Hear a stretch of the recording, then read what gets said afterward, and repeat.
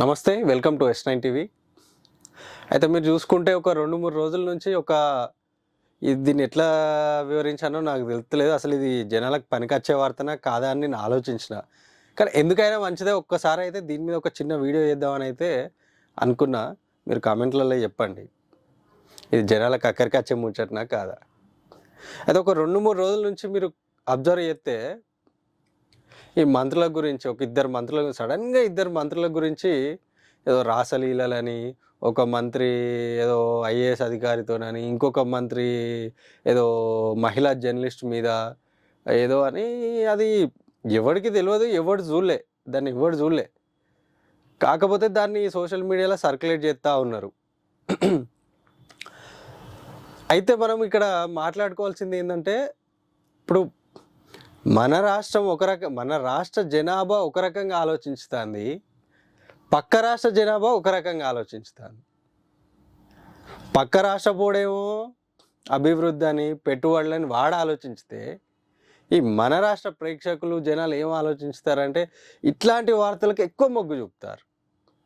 మంత్రులు ఈ రాసలీలలు, ఆ రాసలీలలు, మళ్ళా మంత్రులకు పేర్లు పెట్టుడు, ఇట్లాంటి వాటికి బాగా ఇంట్రెస్ట్ చూపించడంతో. అయితే ఇవన్నీ చేసేది ఎవరు అని అంటే మళ్ళీ ఈ టీవీ ఛానల్ వాళ్ళే, ఎవడో కాదు, మళ్ళీ మాలాంటి టీవీ ఛానల్ వాళ్ళే చేస్తారు.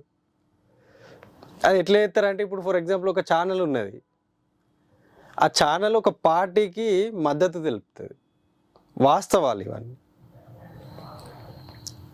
అయితే ఈ ఎక్స్ పార్టీ మీ క్యాండిడేట్ ఎవరైతే ఉన్నారో ఆ క్యాండిడేట్ మీద ఇక గింత అంత దొరికితే ఇక మనకు తెలిసిన విషయం కదా, దానికి మసాలాలు అవి ఇవి ఏదో ఒకటి యాడ్ చేసి మార్కెట్లోకి పంపిస్తూ ఉంటారు. ఇక దానికి సంబంధించిన జనాలు ఇక దానికి సర్క్యులేట్ చేస్తూనే ఉంటారు. అది ఇవి ఉంటారుగా, పని లేని వాళ్ళు పనున్న అవన్నీ ఏం చేయాలి, చూస్తారు, వదిలిపెడతారు, దాన్ని ఇక పట్టించుకోరు.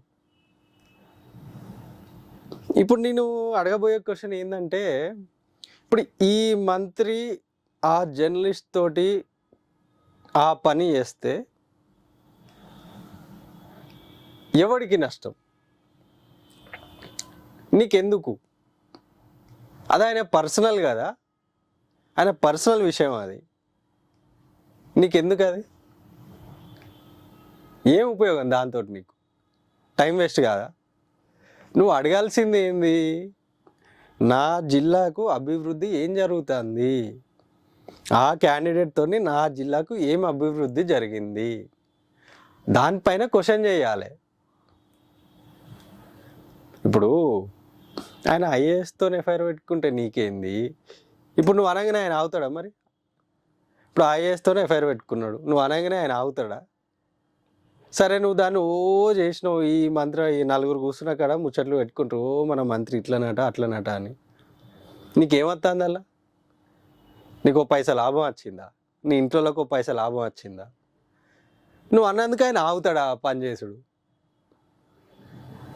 గదే నేను అనేది. ఇప్పుడు మన ఆలోచన విధానం ఒక రకంగా ఉన్నది, మన రాష్ట్ర ఆలోచన విధానం ఒక రకంగా ఉన్నది, పక్క రాష్ట్రం ఆలోచన విధానం ఒక రకంగా ఉన్నది. వాడు పెట్టుబడులు అంటాడు, అభివృద్ధి అంటాడు,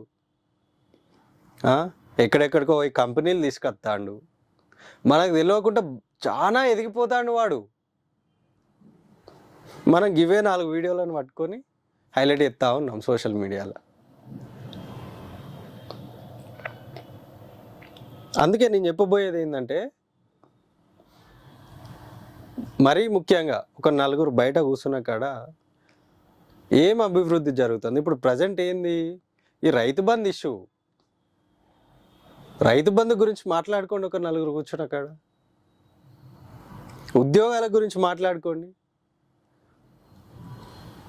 ఇవన్నీ పక్కకు పెట్టడానికే ఈ ఇష్యూలన్నీ ముందుకొస్తాయి. ఇక్కడ ఇంకొకటి, ఇద్దరు మంత్రుల మీద ఒకటేసారి ఎట్లా, ఇప్పుడు ఇద్దరు మంత్రుల మీద ఒకటేసారి బయటకు వచ్చింది ఈ ఇష్యూలు అనేటివి. ఈ ఇద్దరు మంత్రుల మీద ఎవరు అసలు ఇది స్టార్ట్ చేసింది ఎవరు అని అంటే, ఇది కూడా గాసిప్సే, మనం ఇది జరిగింది అని చెప్తలేము, ఇవి గాసిప్స్. అదే పార్టీకి సంబంధించిన కొంచెం పైనున్న నాయకులు తెరపైకి తీసుకొచ్చారనే అనుమానాలు ఇవన్నీ. వాళ్ళని కొద్దిగా ఆ ఇద్దరు మంత్రులను కొద్దిగా డీగ్రేడ్ చేయడానికి చేసే ప్రయత్నాలు అని కొన్ని గాసిప్స్ ఇవన్నీ. ఇట్లాంటి టైంలో వాళ్ళ క్యాడరు వాళ్ళకి సపోర్టివ్గా ఉండాలి. ఒకవేళ వాళ్ళు నిజంగానే ఆ జిల్లాకు పనికొచ్చే నాయకులు, ఆ జిల్లాకు వాళ్ళు కావాలి అనుకుంటే ఆ క్యాడర్ ఏదైతుందో క్యాడరు గ్రౌండ్ లెవెల్లో పని చేయాలి. అది ఎంతవరకు నిజం అనేది ఏ ఛానల్ పోయి చూసిండు, ఎవడు చూసిండు? అయితే ఇప్పటివరకు ఆ ఇద్దరు కూడా స్పందించలే. ఒక కేసు ఇలా ఏదో ఒక కేసు ఐఏఎస్ ఫారం వాళ్ళు ఏదో ఒక కేసు కొన్ని ఛానల్, కొన్ని యూట్యూబ్ ఛానళ్ళ మీద, కొన్ని మెయిన్ స్ట్రీమ్ మీడియా మీద ఏదో ఎఫ్ఐఆర్ చేసినట్టయితే కొద్దిగా ఇన్ఫర్మేషన్ అయితే ఉన్నది. ఫైనల్గా నేను చెప్పబోయేది ఏంటంటే ఇవన్నీ అవసరం లేదు ప్రేక్షకులారా. నేను చెప్పేది ఒకటే, ఇవన్నీ ఆ మంత్రి ఏం చేస్తే మనకేందబ్బా, అది వాడి పర్సనల్, అది వాడి పర్సనల్.